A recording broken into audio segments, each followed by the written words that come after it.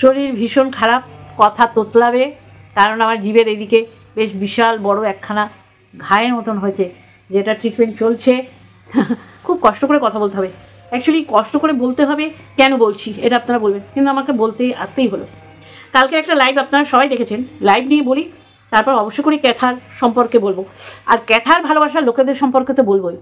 ভালোবাসার লোকেদের আবার ডিভাইড হয়ে গেছে, দুটো ভাগে ভাগ হয়ে গেছে, কে বেশি ভালোবাসে আর কে কম ভালোবাসে। কে ভালোবাসার নামে স্বেচ্ছাচারিতা করছে, তাকে নগ্ন করছে, বুঝিয়ে দিচ্ছে যে এখানে এসছি তোকে বিক্রি করে খেতে। দেখো এখানে সবাই সবাইকে বিক্রি করে খেতে এসছে। তা হ্যাপি সানডে, সবাই ভালো থেকো, সুস্থ থেকো। আমি ভালো নেই, আমার যা অবস্থা আমি জানি, দেখবে এই সাইডটা ফুলে গেছে। যাকে এইগুলো বলে তো আর ভিডিও বড় করবো না। হ্যাপি সানডে, সবাই ভালো থেকো। কালকে লাইভ থেকে আমি পরিষ্কার করে দিই, কেউ কাউকে ফোন করে এখানে আনিনি। আমার একটা জায়গায় খুব অবজেকশন আছে, এছাড়া সবাই সবার কাপড় টেনে খোলার চেষ্টা হয় এখানে। কেউ সাধু পুরুষ নয়। কেউ কাউকে যদি বলে আমি ওর থেকে কম বলেছি, বলেছো তো, কম বললেও কম বলেছো কিন্তু বলেছো। আর যে বেশি বলেছে সে তো লুকানোর জায়গা নেই। আমি এখানে একটা পরিষ্কার কথা পরিষ্কারভাবে বলতে এসেছি, কোনো দুর্গা বাহিনীতে আমি নেই, কোনো বাহিনীর আমি নেই সদস্য। এটা আগেও বলেছি, এখনও বলছি, আগামী দিনও বলবো। মানে আরও পরিষ্কার করে আমি যেটা বলতে এলাম, এই যে আমাদের চ্যানেল, আমাদের নিজেদের পরিশ্রমের চ্যানেল, যেখানে আমরা কারো দ্বারা পরিচালিত হয়ে এখানে বলতে আসি না। সমস্তটা আমাদের কন্টেন্ট, আমরা আমাদের ভাষা, আমাদের বক্তব্য এখানে বলি। কেউ আমাদের বলে না যে এটা বলো, বা কেউ যদি বলে আমি অন্তত বলবো না। কালকে ম্যাডামের লাইভে এই কারণেই গেছি যে আমি তোমার সাথে পাচ্ছি না, তোমার বইয়ের সাথে। এই যে চারিদিক থেকে নোংরামো হচ্ছে, এই জ্বালাটা কার উপর ফলানো হলো? রিম্বার উপর। রিম্বাও আমার সাথে খুব সদ্ভাব আছে, আমি এখানে বলে যাচ্ছি। আমি দোগলাপানা করতে পারি না।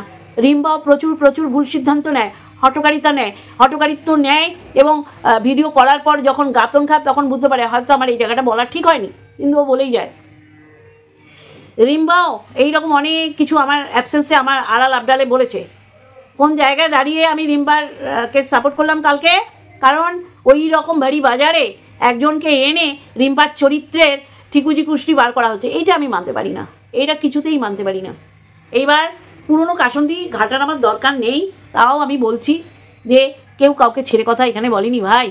আমি দেখলাম এখানে কেউ কাউকে পরিচালনা করতে পারে না। যাদের উপর এই পরিচালনা করা হচ্ছে, আর যারা করছে, তারা একটা সময় গিয়ে বুঝতে পারবে আমি কারো দ্বারা পরিচালিত এখানে হতে আসিনি। আমি আমার কন্ট্রোভার্সি চ্যানেলে আমার মনের মতন করে ভিডিও দেবো। কেউ আমায় বলবে না যে এইটা করো, এইটা বলো, সেটা বলো। এখনও পর্যন্ত কেউ বলতে পারবে না যে আমাকে দিয়ে এটা করানো হয়েছে। তাই আমি বলবো, আমার কথা বলছি, এবার যদি কারো এটা ভালো লাগে বা তার উপকারে লাগে, অবশ্যই করে বলবো, নিজের চ্যানেল ভাই, নিজেকেই করে খাও, নিজে বক্তব্য রাখো। হ্যাঁ, তারপরে সকালবেলা দেখলাম দালাল লিকেজের একটা ভিডিও দেখলাম। লিকেজও তো কম বলেনি, এই যে বলছে যে মৃত্যুর দিকে বা চরম পর্যায়েও ফেলেছে বলেই তো আজকে এতগুলো বেড়াজালে ও জড়িয়ে গেছে, তাই না? কালকে এই সিদ্ধান্ত হলো কেউ কাউকে কটু কথা বলবে না, বলতে যতক্ষণ। তা আমি বলবো, আমার চ্যানেল, আমি কিভাবে এই চ্যানেলে নিজের বক্তব্য রাখবো আমি নিজেই জানি। আমি এইটুখানি বলে দিচ্ছি, আমি কারো কথা কোনোদিন শুনিনি, শুনবো না, আগামী দিন তো শোনার প্রশ্নই ওঠে না। ব্যক্তি স্বাধীনতা আছে, স্বাধীনভাবে মতামত প্রকাশ করার স্বাধীনতা আছে। যদি আজকে সে তার নামে কেস করে, তাহলে বাবা, সবচেয়ে নোংরা এই দালালকে নামিয়েছে তার ভাই, তাই কি না বন্ধুরা? আমি পরিচিত হয়ে তার সাথে চলে গেছিলাম দক্ষিণেশ্বরে, তাই কি না বন্ধুরা?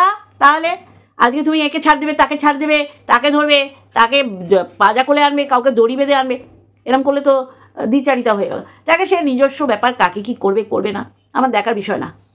কালকে যেটা বলতে যাচ্ছিলাম কেটে গেছে, একজনের ফোন এলো।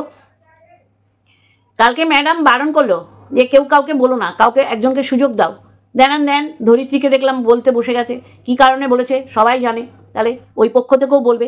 অতএব এইখানে কেউ এসে মাতবরি করবে, এটা করো না, সেটা করো না, ওইটা করো। আমি দেখছি আমাদের কন্ট্রোভার্সি জোনে আমাদের উপরে ছড়ি ঘোরানো হচ্ছে, আমি এটা মানবো না, আমি তো মানবই না ভাই। অতএব আমি কালকে তার লাইভে ওঠার একটাই কারণ, সে আমায় পরিচিত করেনি বা ফোনও করেনি। আমি মনে করেছি যে একটা মেয়ের ইজ্জত নিয়ে টানাটানি হচ্ছে, সেখানে আমার বলার দরকার। এবার কে কি করছে ওই সব বিষয় যাব না। চলো তাহলে এইটুকানি গেল। যে কালকের বিষয়টা, এরপরে কোনোদিন তোমরা দেখবে না কারোর লাইভে আমি উঠেছি বা কারো কথা আমি এখানে পরিবেশন করছি। আমি আমার মতন, তোমরা তোমার মতন করো না, আমি আমার মতন। দেখে আমি এটা বলার কারণ হচ্ছে কেউ যেন এটা না ভাবে ওই দুর্গা বাহিনীতে আমি আছি। কোনো বাহিনী, কোনো গ্রুপ আমি বিলং করি না, আমি বিশ্বাসও করি না। আমি একাই আমার দেশের, আমি একাই রানী, কারোর সহযোগিতা লাগে না। আমার বলার যদি ক্ষমতা থাকে আমি অন্যের সাহায্য নেবো কেন, তাই না? এবার যেটা বলার, এই যে এখন মানে ক্যাথার কথা বলছি। ক্যাথা বলছে পড়াশুনো করবো, পড়াশোনার বিকল্প হয় না, গতকালও বলেছি। পড়াশুনোর বিকল্প হয় না, পড়াশুনোর বয়স হয় না, পড়াশুনোর লিমিটও থাকে না, পড়তে পারো, এটা আগে ডিসিশন নেওয়া উচিত ছিল।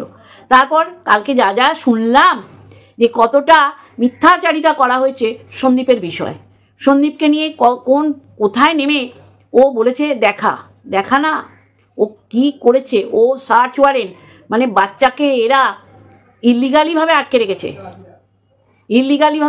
মায়ের সাথে দেখা করতে দিচ্ছে না। এর মধ্যে কত গঙ্গা দিয়ে জল বড়িয়েছে, ইচ্ছামতি দিয়ে জল বয়ে গেছে, সেসব ঘটনার উল্লেখ নেই, কিন্তু বাচ্চা আটকে রেখেছে কে? ঠাম্মি, দাদু আর বাবা।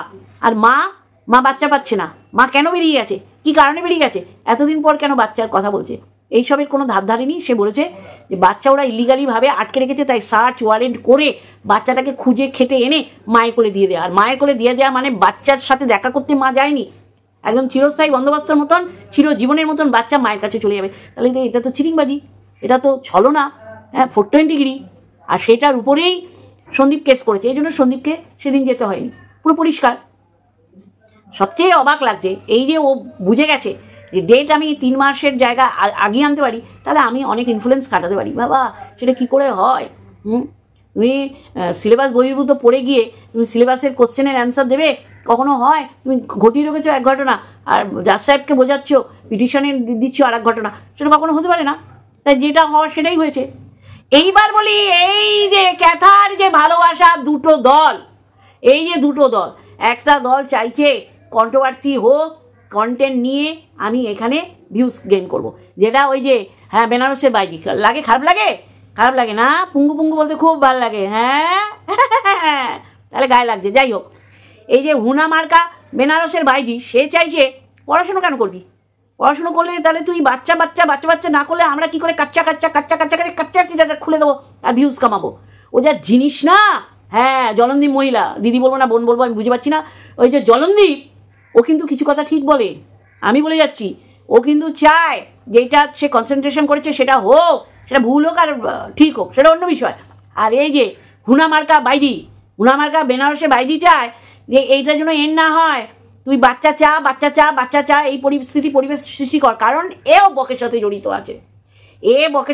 আছে, বলে এর মধ্যে এর কাছে সে হুড়ুতি আর এ অন্যের লাইভে গিয়ে কমেন্ট করে। তাতে আমরা পুরো বুঝতে পারছি বক এদের নিয়ে চলতে ভালোবাসে। আর যারা সত্যি করে এই ক্যাথাকে ভালোবাসে, সে ভিউয়ার্স বলো আর ক্রিয়েটাররা বলো, তারা চায় যে একটা ডিসিশনে আসুক, এইটা পঞ্চবার্ষিকী পরিকাল বা দশম বার্ষিকী পরিকল্পনার জন্য না হয়। মানে এরা চায় চলুক আর আমরা ভিউজ কামাই। আরে এরকম তো মন্দিরা সোমনাথ করে এখন সংসার করছে, তাই কি না? এটাও তো চেয়েছিল লিকেজ দালাল, যে এটা চলবে আর আমি পয়সা কামিয়ে যাবো, ডলার কামিয়ে যাবো। এই জন্যে মানুষের মনে এইটা ঢুকিয়ে দিয়েছিল যে মন্দিরের পাশে কখনো সোমনাথ থাকবে না। কে থাকবে আপনারা জানেন, যাই হোক ভুল থাকবে।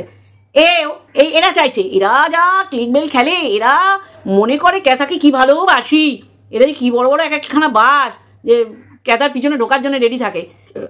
আর ওই যে ওইদিকে জলনদীপ, হ্যাঁ ওই সন্দীপকে ডাকে বলেই বলি, আরে আমি ডাস্টবিন বুড়ি যদি হই, বাজে কথা বলবো না, আমি ডাস্টবিন বুড়ি, তাহলে তুই কি বুড়ি? তুই বল ফিশ কষা বুড়ি, জলনদীপ বুড়ি বলতে রাজি নয়, তাও তুই বললি দেখলাম, তাই জন্য বললাম। আর এই যে ভৌতিক চায়, কিন্তু ডে 1 থেকে দেখছি টিন দিদির যেন ন্যায্য, যেটা ওরা মনে করছে ন্যায্য, যে বাচ্চা ওর কাছে আসুক, সেটা যেন হয়। কিন্তু আমরা দেখেছি কত ভুল ভ্রান্তি ওর মধ্যে আছে, যার কারণে ও বুঝে গেছে কবে আমার কাছে বাচ্চা আসবে সেটা নিয়ে পড়ে থাকলে হবে না, আমার তো ব্লগে কিছু না কিছু দেখাতে হবে। এটা ওভার কনফিডেন্ট হয়ে ও পুজো আচরা দিয়ে ও বাচ্চা নিতে চলে গেছিলো। আর বাচ্চা নেওয়ার পিছনে কী কারণ দর্শিয়েছে পিটিশনে, সেটা আমরা জেনে গেছি, কত ভুল ভ্রান্তি। আর সেটার এগেনস্টে সন্দীপের লয়াররা, লিগাল অ্যাডভাইজাররা কী করেছে সেটাও জাজ মহাশয় নিশ্চয়ই জানেন, পিটিশন হলে তো সেও খবর পাবে। এবার তার প্রেজেন্ট অ্যাবসেন্ট কেন হয়েছে এই বিষয়ে আমাদের দৃষ্টিপাত করার দরকার নেই, পুরো পরিষ্কার, সেই কারণেই যায়নি। ওইদিকে হুনার সাথে জলনদীপে লেগে গেছে। মানে এ বলছে আমি ক্যাথার ভালো চাই, ও বলছে আমি এত ভালো চাই যে আমি চাই এই কেস চলুক আর এইটা পরিসমাপ্তির জন্য না হয়। মানে হুনা শোন, এইগুলো ভুলভাল করিস না, জানিস তো, কর না। তুই একটু মানে অন্যের গা চাটা, একটু গায়ে পড়া আমরা দেখে নিয়েছি, তা কর না, অসুবিধা নেই, কিন্তু মিথ্যা বোঝাবি না। এই যে তোরা নোংরামি কয়েকজন মিলে করছিস বিরিয়ানির পার্টি, দেখ কীরকম মুখে তোদের পটি, তোদের ভূষাকালি মেখে গেল। আর ওই দিক থেকে ভৌতিক সে জলনদীপের কমেন্ট বক্সে গিয়ে কমেন্ট করছে যে তোদের নাম করে যে তোরা একদমই ক্যাথার ভালো চাস না। আর এটা পরিষ্কার, ক্যাথা নিজের ভালো নিজে চায়নি, তোরা আর ওর মন্দ করে কী করবি, আর ভালোই বা করে কী করবি। 5 বছরের গোজানো সংসার, ও হায়ার করেছে দালাল, যাকে দিয়ে বলিয়েছে যে এই আমার শাশুড়ি খারাপ, আমার শ্বশুর খারাপ, উল্টোটেই গেল। তাহলে আজকে ক্যাথার মা বাবাকে নিয়ে বলে, কিন্তু এরম নোংরামি করে না যে শ্বশুর নাকি নাতিকে দুধ খাওয়ায়, বৌমার দিকে তাকিয়ে থাকে। কম রটনা হয়েছে, আনন্দ সেনের জন্ম হয়ে গেল, সেটা নাকি সন্দীপের বাবা, অনেক হয়েছে। আমি বলছি তো, আমি যেটা ভিডিও দেখবো সেটা বলবো, কেউ আমাকে পরিচালিত করতে পারবে না। আমি অস্ত্রভাষী, আমি যেটা বলবো সেটাই আমি করব।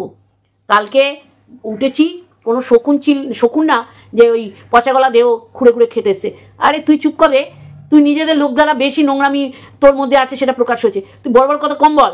আমি হিনাল হাগিকে বলছি, বাহ ও বসে গেছে ওকে চিল শকুনে খেতে। অ্যাকচুয়ালি তাই তো, আমাদের উত্তর দিতে হবে তো। আমরা তো এটা চাইনি যে ও বলবে আমরা বলবো না।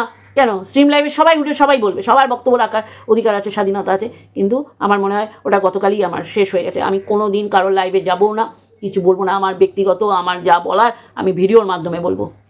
আমরা দেখেছি কন্ট্রোভার্সি জোনটা কোথায় চলে গেছে। আর এটা হ্যাঁ লিমিট রেখে বলো, কিন্তু আমরা সাল্টে নিতে পারবো। এটা হচ্ছে আমার বক্তব্য।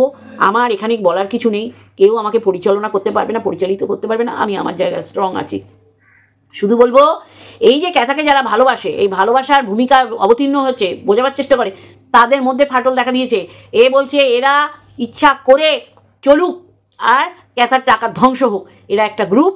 আর ওই যে বললাম ভৌতিক যার লাইভে গিয়ে কমেন্ট করছে, সে তো উত্তেজিত। ওরে বাবা কি উত্তেজিত হয়েছে। ওই যে হুনার হ্যাঁ, হুনার সাথে জলনদীপের লেগে গেছে, পুরো পরিষ্কার এখানে। তা এটা তো বুঝতে পারছেন কিরম একদম গর্ত ফাটল সৃষ্টি হয়েছে। আর ক্যাথার ভালোবাসার লোকেদের মধ্যে। তাই এইটাই তো আমাদের মজা নেওয়ার সময় এসে গেছে, তাই না? কেউ চাইছে তুই কেস নিয়ে ব্যস্ত থাক, তুই বাচ্চা নিয়ে ব্যস্ত থাক, আর কেউ চাইছে হ্যাঁ তুই পড়াশোনাটা কর, পড়াশোনার বিকল্প নেই। তাহলে এই হচ্ছে অবস্থা। এবার ওদের মধ্যে কাদা ছোড়াছুড়ি হচ্ছে। তাহলে এরা কখনো মানে সঠিক ভালোবাসা দেয়নি ক্যাথাকে। আমরা না, আমার কথা বলছি, সন্দীপের ভুল দেখলেও বলেছি। যেমন ওই যে পিউ হরপে মিমি, দেখেছেন তো, চ্যানেল গ্রো করার চেষ্টা করছে, ওর পাশে নাকি কে দাঁড়িয়েছে, ওকে নাকি কে সাহস জুগিয়েছে। আমি আজকে একটা কথা বলে যাচ্ছি, সন্দীপের ভুল দেখলেও বলবো, সন্দীপ দুহাত তুলসী পাতা ছিল না, ভুল তো করেইছে, যার কারণে মিমি বলছি আমাকে সাহস ভরসা দিয়েছি, আমার পাশে আছে। কে আছে গা, নাম কইতে এত কষ্ট হচ্ছে কেন? হ্যাঁ, চড়িয়ে লাল করে দেবো।